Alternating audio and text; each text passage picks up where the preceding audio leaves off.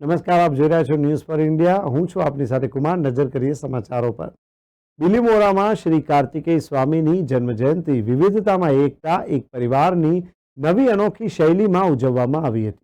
દર વર્ષની જેમ આ વર્ષે પણ દેવાધિદેવ મહાદેવ અને પાર્વતીજીના પુત્ર અને શ્રી ગણેશજીના ભાઈ શ્રી કાર્તિકેય સ્વામીની જન્મજયંતિની ઉજવણી નિમિત્તે એક કાર્યક્રમનું અનોખું આયોજન કરવામાં આવ્યું, જેમાં રાષ્ટ્રીય શિવદલ પરિવાર વતી તમામ સનાતની હિન્દુ ધર્મ પ્રેમીઓ અને ભક્તોને આદરપૂર્વક આમંત્રિત કરીને 100 કિલો મોહનથાળ પ્રસાદીનું વિતરણ કરીને સુંદર કાર્યક્રમનું આયોજન કરવામાં આવ્યું છે। અને આજે રાષ્ટ્રીય શિવદલે સમાજના હિતમાં સનાતની હિન્દુ એક પરિવારના સંદેશના સાચા સ્વરૂપને પુનઃસ્થાપિત કરવાનો પ્રયાસ કર્યો છે અને ખૂબ જ અનોખી રીતે બધાને એક સાથે લાવવામાં આવ્યું હતું।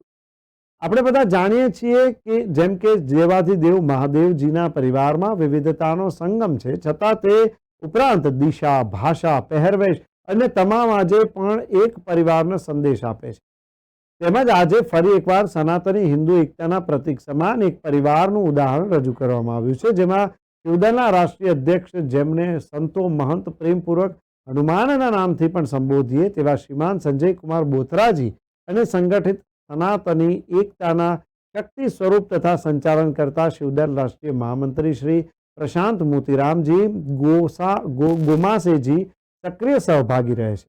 શ્રી કાર્તિકેય સ્વામીના અલૌકિક દર્શન અને આશીર્વાદનો લાભ લેવા રાષ્ટ્રીય શિવદલ સંગઠનના પરિવાર વતી સૌને આદરપૂર્વક આમંત્રણ આપવામાં આવે છે, જેમાં તમિલ સમાજના દિગ્ગજો રાજુભાઈ, રમેશભાઈ, બાલાભાઈ, ચંદુભાઈ અને રાષ્ટ્રીય શિવદલ તરફથી રાષ્ટ્રીય મહામંત્રી પ્રશાંત મોતીરામજી ગોમાસે, શિવદલ યુવા નવસારી જિલ્લા મહામંત્રી નીતિન પટેલ, શિવદલ યુવા સંગઠન મંત્રી વિજય બાગુલ તથા શિવદલ પંકજ ખટીક, હર્ષ પટેલ, નિકુંજ ટેલર, જાસ્મીન ટંડેલ, મોહન રાજપુરોહિતના સાથે અન્ય સક્રિય પદાધિકારીઓ તથા સદસ્યો ઉપસ્થિત રહ્યા હતા।